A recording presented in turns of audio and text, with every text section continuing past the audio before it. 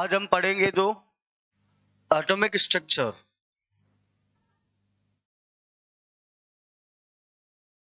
परमाणु संरचना।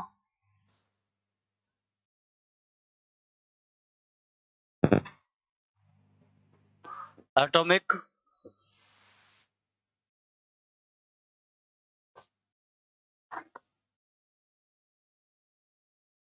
स्ट्रक्चर,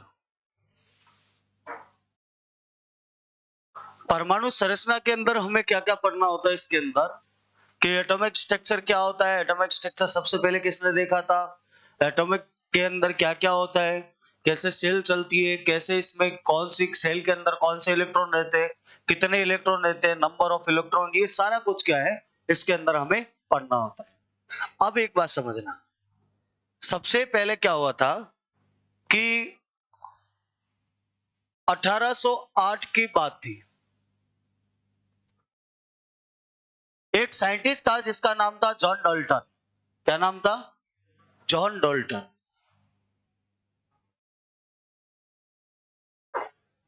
कौन सा था?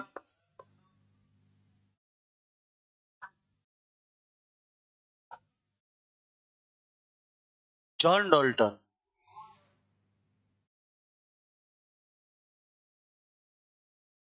अगर सबसे पहले पूछा जाए कि परमाणु की संरचना सबसे पहले किस साइंटिस्ट ने देखी थी, तो क्या नाम आएगा? John Dalton. कब? 1808 के अंदर। अब मेरी बात सुनना, इसके अंदर इसने सबसे पहले क्या बताया था? इसने बताया था कि परमाणु जो होता है, एटम, ये एटम जो होता है इसके बारे में इसने बताया था कि वो एक तो क्या होता है, अविभाज्य है। क्या है? अविभाज्य है, यानी कि इनडिविजिबल है। सबसे पहला इसने बताया था एटम के बारे में कि परमाणु क्या है, इनडिविजिबल होता है। और दूसरा क्या होता है, ये परमाणु एक स्मॉलेस्ट पार्टिकल होता है, यानी कि एक सूक्ष्म कण है। सूक्ष्म कण यानी कि एक स्मॉलेस्ट पार्टिकल है। ये बताया था किसने? जॉन डाल्टन ने एटम्स के बारे में। सर मतलब क्या है?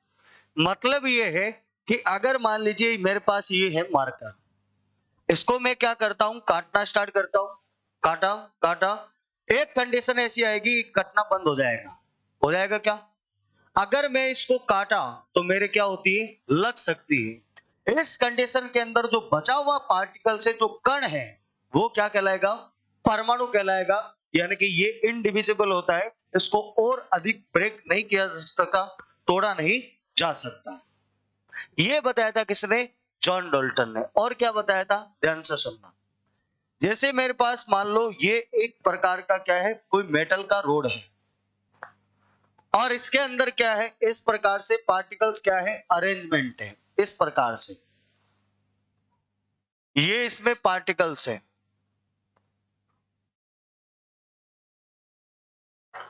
आपको पता है सॉलिड के अंदर पार्टिकल्स क्या होते हैं, बिल्कुल अरेंज होते हैं इस प्रकार से। और ये बन गया है, मान लो ये बन गया है एलिमेंट। क्या बन गया है? एलिमेंट बन गया है ये, यानी कि ये कोई क्या है, तत्व है। और इस तत्व के अंदर जो है, ये जो दिख रहे हैं आपको, ये क्या है, परमाणु है, यानी कि एटम है। ये एटम है यानी कि परमाणु है।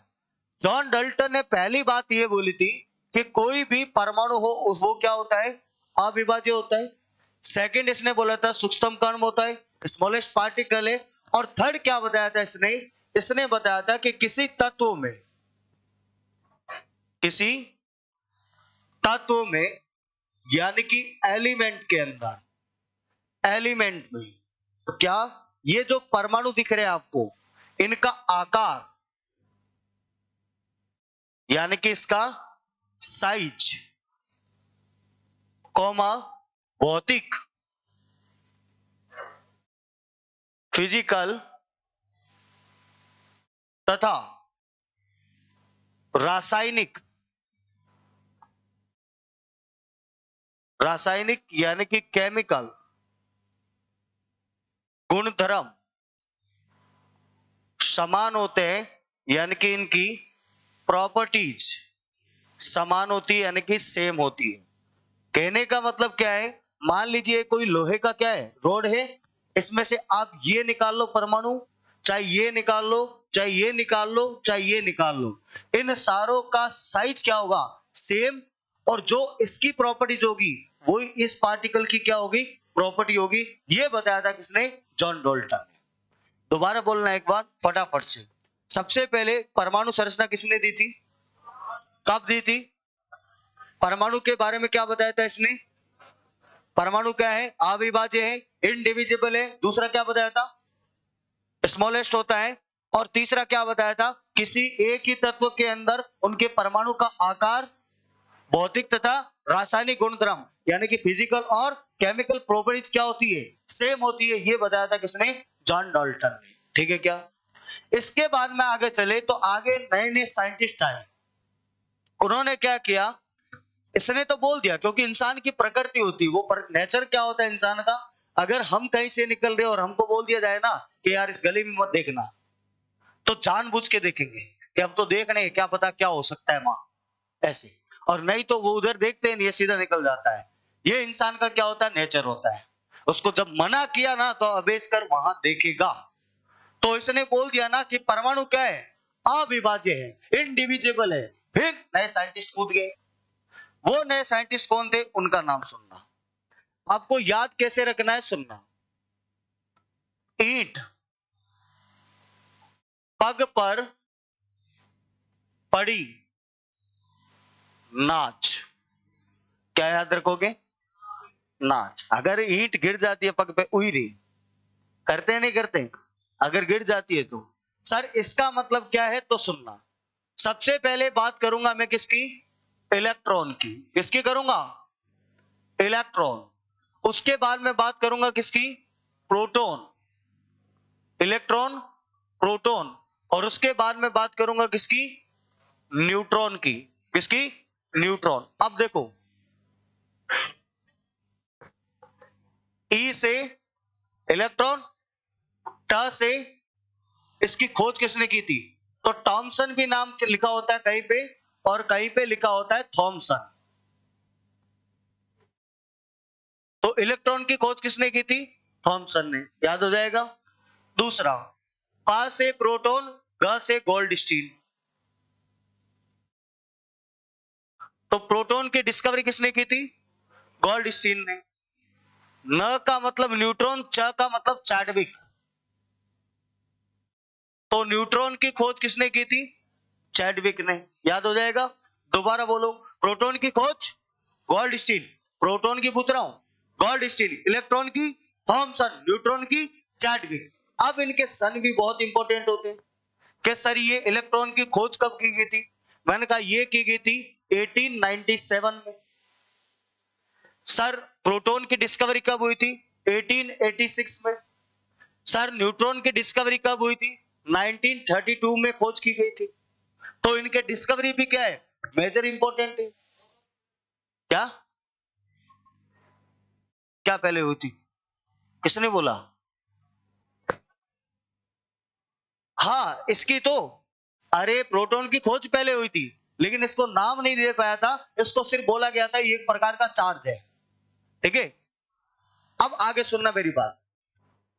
जब इन पार्टिकल्स की डिस्कवरी हो चुकी थी, किसकी, इलेक्ट्रॉन, प्रोटॉन और न्यूट्रॉन की, ये इनके डिस्कवरी के क्या है, सन लिखे गए हैं। अब मेरी बात सुनना है। अगर मैं एक बात करता हूं कि सर ये जो थॉमसन ने खोज की थी, किसकी, इलेक्ट्रॉन की, सर इस पे जो है वो आवेश कितना होता है। मैंने कहा इस पे चार्ज जो है, चार्ज, वो चार्ज होता है इस पे 1.6 इंटू 10⁻⁻19 कूलम। लेकिन ये होता किसका है, सर माइनस का होगा। सेकंड, सर प्रोटॉन की खोज मैंने कहा 1.6 इंटू 10⁻⁻19 कूलम। सर ये किसका होगा, प्लस का। सर बताओ चैट इसका, इसमें कितना आवेश होता है, जीरो, यानी कि इसमें आवेश यानी कि चार्ज होता ही नहीं है। ठीक है।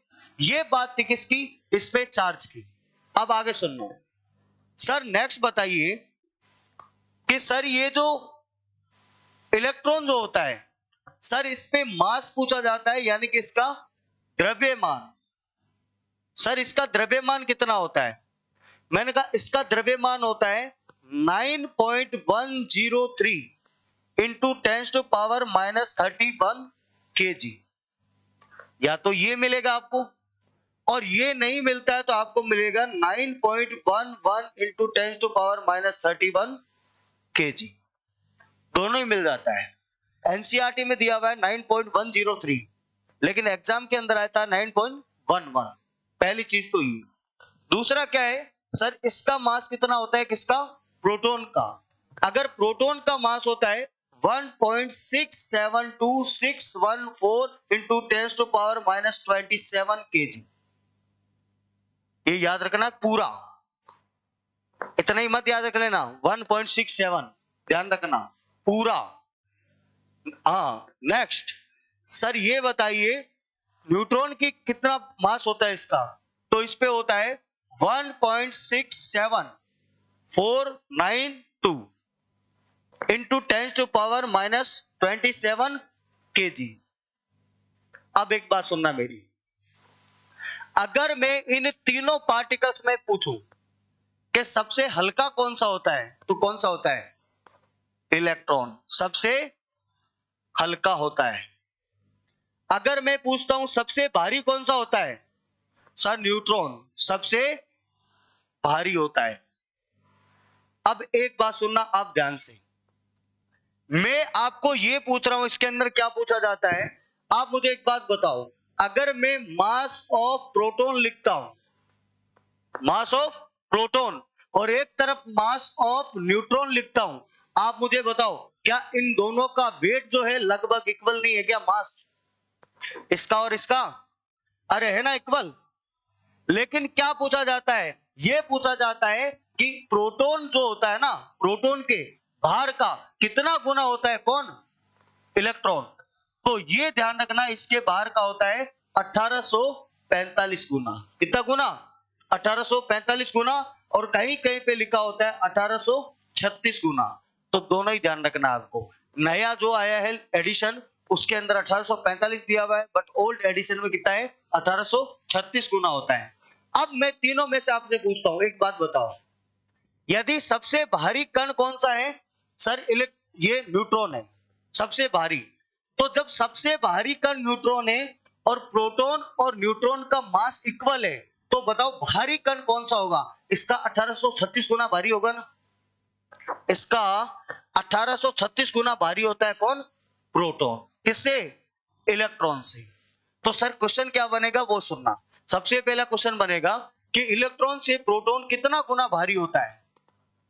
1836 या 1845 गुना। आपसे पूछा जाएगा इलेक्ट्रॉन की डिस्कवरी किसने की थी?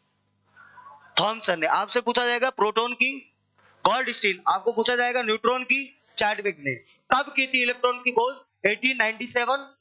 प्रोटॉन की खोज 1886 और न्यूट्रॉन की 1932। अगर आपको पूछा जाए कि इस पे चार्ज कितना होता है इलेक्ट्रॉन पर, 1.6 इंटू 10⁻⁻19 कूलम। अगर पूछा जाए प्रोटॉन पे कितना होता है, तो 1.6 इंटू -19 कूलम, और न्यूट्रॉन पे क्या होता है? 0। कितना होता है? 0। अब मेरी बात सुनना आगे। जैसे आपको कोई भी एलिमेंट देता हूं, कोई भी एलिमेंट, जैसे मान लीजिए मैंने दिया,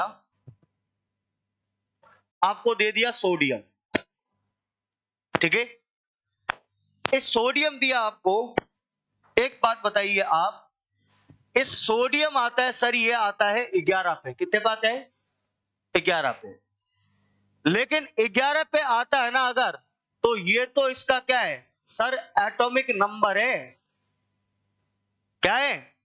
एटॉमिक नंबर, यानी कि इसका परमाणु क्रमांक है। अभी चलूंगा इससे आगे।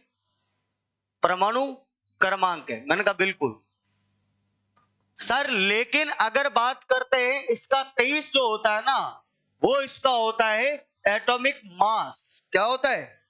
एटॉमिक मास होता है, यानी कि इसका परमाणु द्रव्यमान होता है। परमाणु द्रव्यमान होता है। मैंने कहा बिल्कुल, ठीक है। अब एक बात सुनना मेरी, अगर मैं बात करता हूं जैसे इसमें बात की थी, देखो ये जो लिख रखा है इनका चार्ज, आप मुझे एक बात बताओ, अगर ये 11 पे आ रहा है तो इसका मतलब इसमें नंबर ऑफ प्रोटॉन कितने हैं? 11। यस या नो? अगर अगर बात करता हूं इसमें इलेक्ट्रॉन कितने हैं? सर 11। अगर मैं बात करता हूं प्रोटॉन इतने हैं और इस पे चार्ज कितना होता है? Sir 1.6 into 10⁻⁻19 coulomb. सर इस पे कितना होता है? मैंने कहा 1.6 इंटू 10⁻⁻19 कूलम होता है क्या? सर इस पे चार्ज होता है प्रोटॉन पे प्लस, इलेक्ट्रॉन पे होता है माइनस। अगर मैं इससे मल्टीप्लाई कर दूंगा तो ये तो कट गया आपस में और ये भी कट गया, तो नेट चार्ज कितना आ गया इसका? 0। कितना आ गया? 0।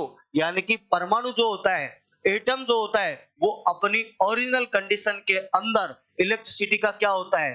न्यूट्रल होता है, यानी कि उदासीन होता है।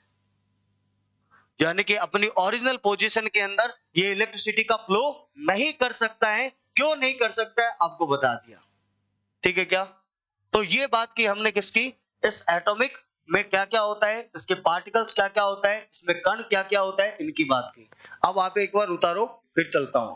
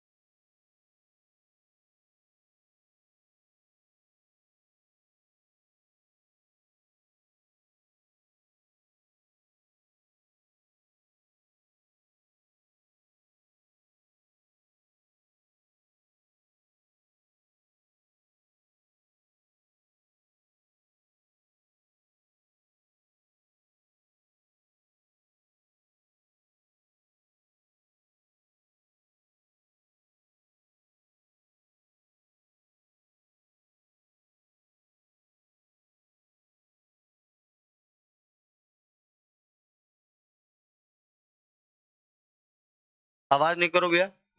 जी बोलिए। किसने? आवेशित किरणों से ही तो खोज की थी इसकी, कैथोड रे ट्यूब में।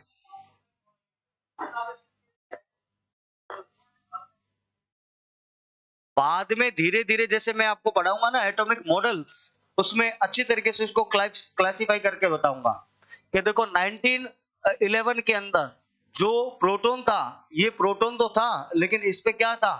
आवेशित था। ये खाली पार्टिकल दिया था कि ये पॉजिटिव होता है, लेकिन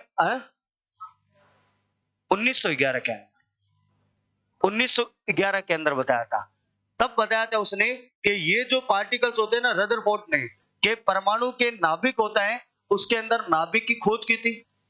उसके अंदर कौन कौन से पार्टिकल्स होते हैं और उन पार्टिकल्स पे कौन कौन सा आवेश होता है, ये उसने गोल्ड फॉइल पेपर से यूज किया था और बताया था। ये आपको क्लियर होगा एटॉमिक मॉडल के अंदर। अभी तक स्ट्रक्चर पढ़ा रहा हूं एक बार। चलो नेक्स्ट, चलिए।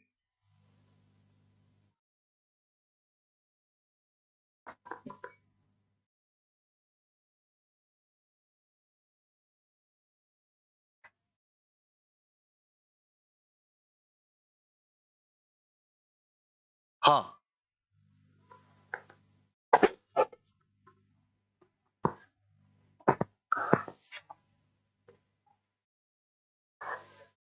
सब्र कर मेरे दोस्त, अभी अभी संघर्ष जारी है। वक्त आकर खुद कहेगा अब तेरी बारी। समझ गए? धीमे कदमों पे मायूस मत हो ए मेरे दोस्त, पहाड़ कभी दौड़ कर नहीं चढ़े जाते।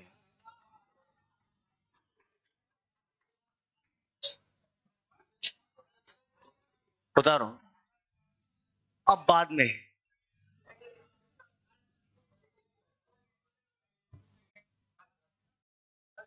जी, कौन सा? ये आता नहीं है यार। कौन सा?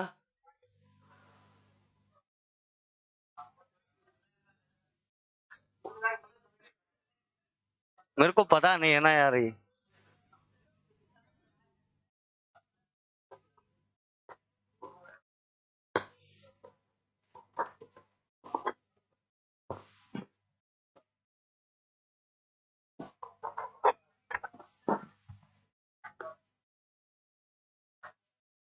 मेहनत जारी रखो, वक्त कभी भी बदल सकता है, इतना ध्यान रखो,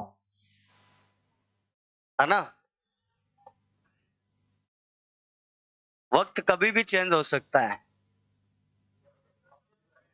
इंसान सोचता कुछ है और हो कुछ जाता है। ये हमेशा समय का दौर होता है। क्यों? तो इसीलिए नहीं कहते समय को भरोसों को निकट पलटी मार जावे। क्या कह रहे हो? भगवान भला करे, जल्दी आए। क्या? अभी लियो? अभी नहीं लाएंगे। हाँ, अपन को जरूरत ही नहीं है, जरूरत चीज को लेके आओ। हाँ, क्या कह रहा है? तेज बोल थोड़ा। चलो, चले क्या? उतारो उतारो जल्दी।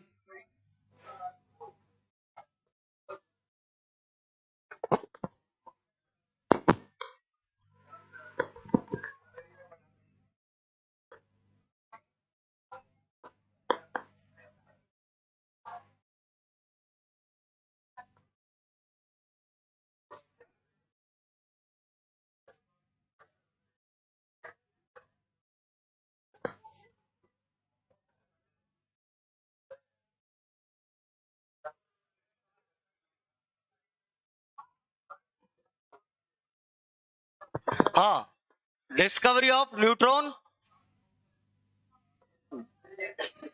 Chadwick. Discovery of proton, Goldstein. Discovery of electron, Thomson. कब की थी? 1897 में। 1886 में प्रोटॉन की। न्यूट्रॉन की 1932 के अंदर। चार्ज कितना होता है प्रोटॉन पे? 1.6 into 10 to power -19 coulomb. Atom जो होता है वो अपनी ओरिजिनल पोजीशन के अंदर इलेक्ट्रिसिटी क्या करता है? फ्लो कर सकता है क्या? नहीं कर सकता है। चलो आगे चले, चलिए आगे चले इससे। तो देखो आया रिप्रेजेंटेशन ऑफ एलिमेंट्स, तत्वों का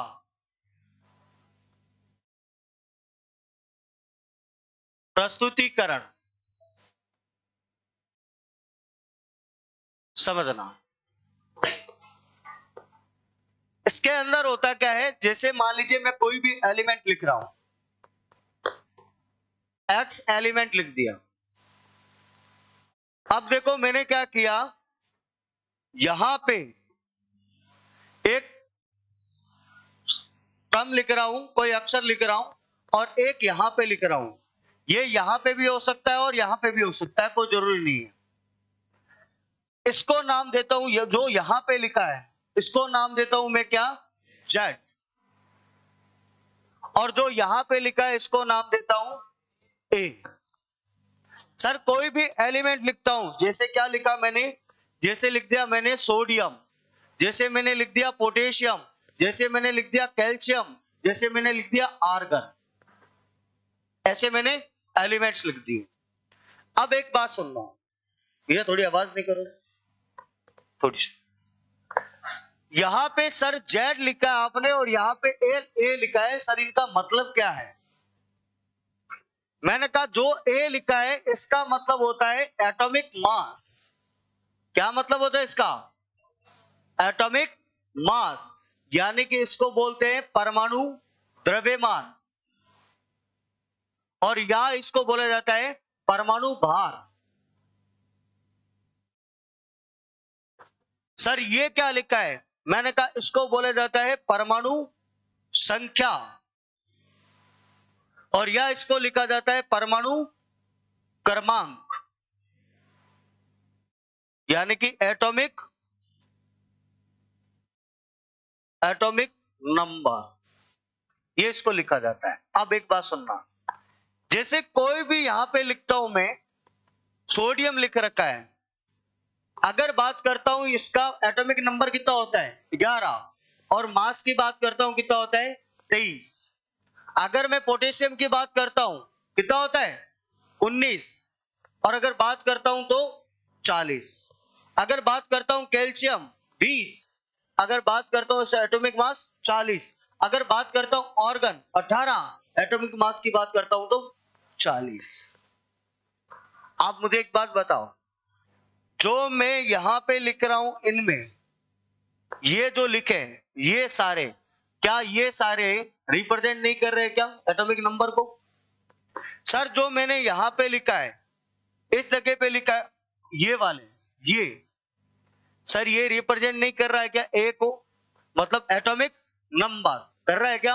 अब एक बात बताओ, यदि इनकी बात करता हूं इसकी, आप एक बात बताओ, नेग्लिजिबल यानी कि न्यूट्रॉन और प्रोटॉन इनका मास तो सेम होता है ना? लेकिन बात किस पे आती है? प्रोटॉन की। अच्छा मेरे को बताओ, अगर सोडियम है तो सोडियम का मुझे बताओ, इस सोडियम के अंदर Na के अंदर मुझे बताओ प्रोटॉन कितने होंगे, इलेक्ट्रॉन कितने होंगे? 11 होंगे या नहीं होंगे? होंगे। लेकिन एक बात बताओ, अगर मैं इसमें से ये घटा देता हूं तो ये 11 तो घटेंगे। प्रोटॉन और इलेक्ट्रॉन कितने? 11। अगर इसमें से घटा दिया बचे कितने? 12। तो इसका मतलब इसमें न्यूट्रॉन कितने हैं? 12। तो कहने का मतलब सर ये आया कैसे? ये ए कैसे आया? मैंने कहा ए इसलिए आया, ए को क्या लिखता हूं मैं सर? ए को एटॉमिक मास इक्वल टू क्या होगा? P plus N, P plus N ही तो होगा।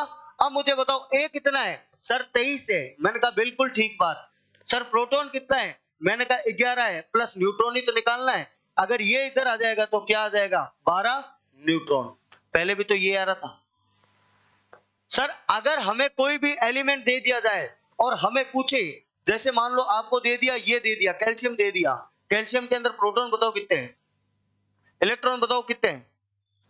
न्यूट्रॉन निकालने के लिए ऐसे इसमें से घटा देना, बचेंगे वो क्या हो जाएंगे? न्यूट्रॉन। कितने हो जाएंगे? 20। अब मुझे ऑर्गन का बता दो, इसमें न्यूट्रॉन कितने हैं? आप मुझे बताओ सबसे पहले प्रोटॉन कितने हैं इसमें? 18। इलेक्ट्रॉन कितने हैं? 18। इसमें से घटा दोगे तो न्यूट्रॉन कितने आ जाएंगे? 22। कितने आ जाएंगे? 22 आ जाएंगे। इससे निकाला जाता है क्या? न्यूट्रॉन, इलेक्ट्रॉन और प्रोटॉन। आपको रिप्रेजेंटेशन ऑफ एलिमेंट्स यानी कि तत्वों का प्रस्तुतिकरण। बोलिए क्या 39 होता है? लगभग 40 के बराबर होता है। हाँ, लगभग 40 के बराबर लिया जाता है। जैसे क्लोरीन होता है ना, क्लोरीन का ओरिजिनल में उसका, जैसे हम क्लोरीन लेते हैं तो ये कितने पे आता है? 17 पे। लेकिन इसका एटॉमिक मास कितना लेते हैं? 35। लेकिन 35 नहीं होता है, इसका मास होता है 35.5। लेकिन माना कितना जाता है? 35 माना जाता है। हाँ, लेकिन उसको 40 में लिया जाता है, लिया 40 में जाता है। ठीक है क्या? तो ये जो निकालेंगे वो क्या निकलेगा? तत्वों का प्रस्तुतिकरण यानी कि रिप्रेजेंटेशन ऑफ एलिमेंट्स। आगे चले, उतारोगे पहले? चलो आगे चलते हैं। जैसे आगे चले, अब बात आती है एटम्स की, यानी कि एटम। देखो कैसे, जैसे मान लीजिए मैं आपको ये दे रहा हूं, न्यूक्लियस है किसी एटम का, ये इसकी पहली कक्षा है, ये इसकी दूसरी कक्षा है, ये इसकी तीसरी कक्षा है और ये इसकी चौथी कक्षा है। 1 2 3 ये लो। अब मैंने क्या किया, इसमें मैंने नाम लिखता हूं इसका। देखो इधर से ये क्या है सर, न्यूक्लियस है। इसको नाम लिखा मैंने n = 1। ये क्या हो गया, n = 1, n = 2, n = 3, n = 4। ये मैंने इसके नाम लिख दिए। पर जब आपको क्वांटम नंबर पढ़ाऊंगा तब आपको पता चलेगा, जो एक नंबर कक्षा है ना, इसको बोलते हैं K, L, M और N, ये कक्षा है। अब बात क्या है, ये सर सेल है, इसमें इलेक्ट्रॉन कॉन्फ़िगरेशन कैसे होता है वो सुनना। मैं लिखता हूं इसमें, देखो पहली कक्षा में कितने इलेक्ट्रॉन, 2, दूसरी में 8, तीसरी में 18, चौथी में 32। ये इसका इलेक्ट्रॉन कॉन्फ़िगरेशन लिखा, ठीक है क्या। अब सुनना मेरी बात। 2 साइंटिस्ट थे सर। साइंटिस्ट कौन थे, मैंने कहा ये बात थी 1921 की। कब बात थी, 1921 की। सर एक साइंटिस्ट कौन था, मैंने कहा एक साइंटिस्ट था जिसका नाम था नील्स बोर, और एक साइंटिस्ट था जिसका नाम था चार्ल्स रुजले बेरी। नील्स बोर और चार्ल्स रुजले बेरी, इन दोनों ने एक स्कीम दी, जिस स्कीम का नाम था बोर-बेरी योजना, बोर-बेरी स्कीम। इन दोनों ने स्कीम दी थी। इन दोनों ने स्कीम के अंदर क्या बताया था, इन्होंने बताया था कि जो इलेक्ट्रॉन का कॉन्फ़िगरेशन होता है, यानी कि इलेक्ट्रॉन कॉन्फ़िगरेशन यानी कि इलेक्ट्रॉनिक का विन्यास जो होता है वो कैसे होता है, यानी कि इसको बोलते हैं कॉन्फ़िगरेशन। कॉन्फ़िगरेशन सर ये कैसे होता है, सर ये इसने दिया था कि इलेक्ट्रॉन का कॉन्फ़िगरेशन होता है 2n² से। किससे होता है, 2n²। और जहां n का मान क्या होता है, n का मान होता है number of shell, number of shell. अब बात क्या आई वो सुनना। अगर मैं बात करता हूं 2 का मान, 2 इंटू पहली कक्षा का स्क्वायर कितने हो गए, 2। सर 2 इंटू 2 का स्क्वायर कितने हो गए, 8। सर 2 इंटू 3 का स्क्वायर कितने हो गए, 18। और 2 इंटू आगे क्या हो गया, 4 का स्क्वायर कितना हो गया, 16 दूनी 32। ये हो गया इलेक्ट्रॉनिक कॉन्फ़िगरेशन, ठीक है क्या, ठीक है। अब सुनना ध्यान से, क्या पहला तो इसने ये बोला था, दूसरा इसने क्या बोला था वो समझना। इसने ये बोला था कि अगर कोई पहली कक्षा है, ये कक्षा अगर पूरी नहीं होती जब तक आगे वाली कक्षा में क्या नहीं जाएगा, इलेक्ट्रॉन नहीं जाएगा। कहने का मतलब क्या है, जब पहली कक्षा में 2 इलेक्ट्रॉन आ जाएंगे, फिर बचे हुए इलेक्ट्रॉन किसमें जाएंगे, नेक्स्ट सेल के अंदर जाएंगे। ये बताया था इसने दूसरा रूल। अब बता रहा हूं आपको एक्सेप्शन क्या होता है इसका, थोड़ा सा गौर से समझना। देखो जैसे मैं एक लिखता हूं यहां पे, देखो hydrogen, helium, lithium, sodium, potassium, calcium, argon, और लिख दिया मैंने Fe, फेरस, ठीक है। ये मैंने लिख दिया। अब एक बात सुनना, हाइड्रोजन आता है 1 पे, हीलियम आता है 2 पे, लिथियम आता है 3 पे, पोटेशियम आता है 11 पे, कैल्शियम आता है कितने पे, 19 पे, और ये आता है 20 पे, ये आता है 18 पे, और ये आता है किस पे, 26 पे, ठीक है। अब मेरी एक बात सुनना, अगर मैं इनका इलेक्ट्रॉन कॉन्फ़िगरेशन करता हूं तो पहली कक्षा में कितने इलेक्ट्रॉन आए, 1। सर है ही एक ही। सर इसमें कितने आए, मैंने कहा 2। सर इसमें कितने आए, मैंने कहा पहली कक्षा में 2, बचा हुआ इलेक्ट्रॉन। सर इसमें कितने आया, मैंने कहा 2, 8, बचा हुआ 1। सर इसमें कितना आया, मैंने कहा 2, 8, 8, 1, 8 और 16, 16 2 18, 1 19। अब दिमाग में क्या आएगा, सर एक बात बताओ, आपने बोला था कि सर इसके अंदर 2, 8, 9, जबकि क्षमता कितनी है इसकी, 18 की, तो फिर सर इसको 8 क्यों लिखा है। एक नंबर डाउट। दूसरा नंबर डाउट क्या आएगा सर, इसके अंदर 2 8 8 फिर 8 8 16 2 18 फिर 2, ठीक है। फिर आगे चला आर्गन में सर 2 8 8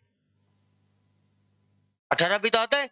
फिर इसमें चला सर 2 8 18 और बचा कितना 18 और 2 कितना हो गया 20 और 8 28 ज्यादा हो गया, अरे ज्यादा हो गया ना।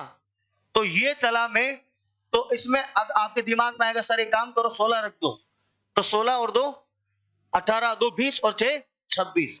सर ऐसा भी तो हो सकता है सर, नहीं नहीं नहीं ऐसा भी तो हो सकता है 2 8 18 15 1, नहीं नहीं सर ऐसा भी तो हो सकता है 2 8 14 2, ऐसा भी तो हो सकता है। इसका जवाब देने के लिए कौन आएगा, जिसको बोलते हैं क्वांटम नंबर। कौन आएगा, क्वांटम नंबर। कि इसका वास्तव में इलेक्ट्रॉन कॉन्फ़िगरेशन कैसे होता है ये अभी आपको नहीं समझ में आएगा, मैं आपको बता रहा हूं। जब तक आपको क्वांटम नंबर नहीं सिखाऊंगा 1s1 2s1 आता है ना 2p2, उसके अंदर आएगा सर इसका वास्तव में इलेक्ट्रॉन कॉन्फ़िगरेशन कैसे होता है, ठीक है। ये क्वांटम नंबर में आएगा। अब आगे बात सुनना एक, सर ये जो दिख रहा है ना आपको, ये इनमें कुछ प्रॉपर्टीज बता रहा हूं आपको, ध्यान से सुनना, ध्यान से एकदम। अभी भी आएगा, केमिकल बॉन्डिंग में भी आएगा। जैसे मैं सपोज करो आपके सामने ऐसे लिख रहा हूं, यहां पे आपके सामने लिखा मैंने एक तो सोडियम, ठीक है, एक लिखा मैंने पोटेशियम, एक लिखा मैंने इसमें कैल्शियम।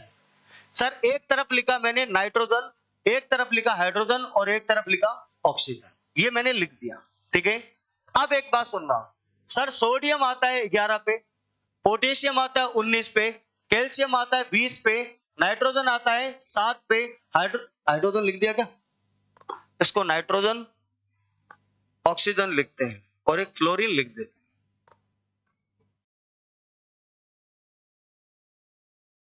ये ऑक्सीजन, सर ये आता है 8 पे, आता है क्या, और एक फ्लोरीन आता है कितने पे 9 पे, ये मैंने लिख दिया, ठीक है।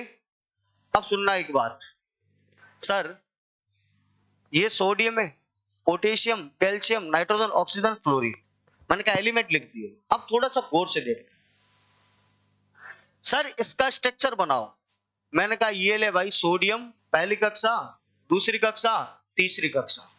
सर पोटेशियम ये न्यूक्लियस पहली कक्षा, दूसरी कक्षा, तीसरी कक्षा।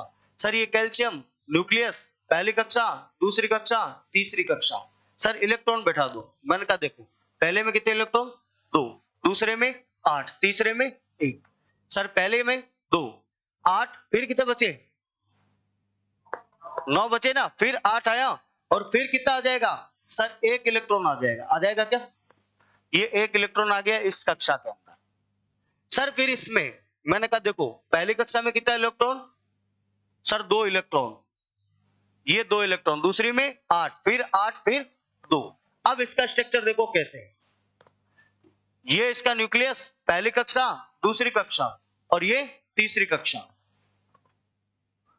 सर ये न्यूक्लियस पहली कक्षा, ये दूसरी कक्षा, ये तीसरी कक्षा।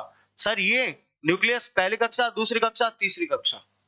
एक बात समझना, यहां पे 2 इलेक्ट्रॉन आएगा, बचा हुआ कितना है 5, ये आ गया 5। सर इसमें पहली में 2, फिर बचा हुआ कितना है 6, ये दूसरी कक्षा में कितना आ गया 6 इलेक्ट्रॉन आ गया, आ गया क्या,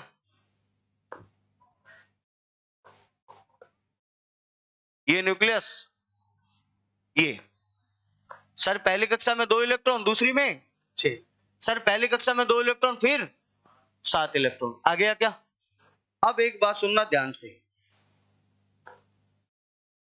देखो ये न्यूक्लियस, ये दूसरी कक्षा। सर इसमें इलेक्ट्रॉन 2, इसमें 7, आपके सामने पड़ा फोटो, ठीक है क्या। मुझे इतना बता दो कि इसके आउटर मोस्ट सेल में कितना इलेक्ट्रॉन है, 1, इसमें 1, इसमें 2, इसमें 5, इसमें 6, इसमें 7 है क्या। अब मुझे इतना बता दो, आपको पता है बताया था धातु इलेक्ट्रॉन का दान करता है यानी कि डोनेट करता है, बताया था नहीं बताया था, बताया था। जब ये 1 इलेक्ट्रॉन दान कर देगा तभी तो इस सोडियम पे पॉजिटिव चार्ज आएगा। जब ये पोटेशियम एक इलेक्ट्रॉन दान कर देगा तभी तो चार्ज आएगा। जब ये कैल्शियम 2 इलेक्ट्रॉन का दान करेगा तभी तो 2 आएगा। इसको कितने इलेक्ट्रॉन चाहिए नाइट्रोजन को? -3। इसको -3 इलेक्ट्रॉन चाहिए तो इसका स्टेबल पूरा हो जाएगा का अष्टक। मुझे बताओ, यदि एक इलेक्ट्रॉन दान कर देगा तो इसके आउटर मोस्ट शेल में 8 इलेक्ट्रॉन, ये भी कर देगा तो 8 इलेक्ट्रॉन, ये भी कर देगा तो 8 इलेक्ट्रॉन। अगर इसको 3 मिल जाए तो कितने हो जाएंगे? 8। अगर इसको 2 मिल जाए तो कितने हो जाएंगे? 8। अगर इसको 1 मिल जाए तो कितने हो जाएंगे? 8। ये भी स्टेबल, ये भी स्टेबल, ये भी स्टेबल। आपको गौर से देखो क्या पता लग रहा है कि यदि ये तीनों के तीनों आप देख पा रहे हो तो तीनों के तीनों क्या है? मेटल। और ये देख पा रहे हो तो तीनों के तीनों क्या है? नॉन मेटल है। क्या है? Non metal. सर इससे क्या पता लगा? इससे आपको पता ये लगता है कि मेटल के अंदर आउटर मोस्ट शेल में इलेक्ट्रॉन की संख्या 4 से कम होती है और नॉन मेटल जो होता है उसके आउटर मोस्ट शेल में इलेक्ट्रॉन की संख्या 4 से अधिक होती है, 5, 6, 7। ये इनमें क्या होता है? मेजर डिफरेंस होता है कौन सी मेटल है और कौन सी नॉन मेटल है, इसकी पहचान। क्या? बिल्कुल, क्योंकि हमेशा डोनेट करेगी इलेक्ट्रॉन। कंडक्टर कौन होता है? मेटल ही तो होता है। जब इलेक्ट्रॉन डोनेट कर देगा तो ये क्या बना लेगी? आयन बना लेगी। क्या बना लेगी? आयन बना लेगी। याद हो तो आपको कल भी मैंने बताया था Na+Cl-। बताया था क्या? इसको कितने इलेक्ट्रॉन दान किया? 1। इसने कितना गेन किया? 1, है ना? तो हमेशा बॉन्ड उससे ही बनाएगी जो जितने इलेक्ट्रॉन दे सकता है, वो दूसरा जो तत्व है वो जितने इलेक्ट्रॉन ग्रहण कर सकता है। धन्यवाद, बाकी मिलते हैं कल। क्या? 4 इलेक्ट्रॉन होता है ना, वो हमेशा चेन बनाता है, जैसे कार्बन, वो हमेशा चेन बना लेगा। ठीक है, ये पहचान होती है इसकी। ठीक है, बाकी मिलते हैं भैया कल।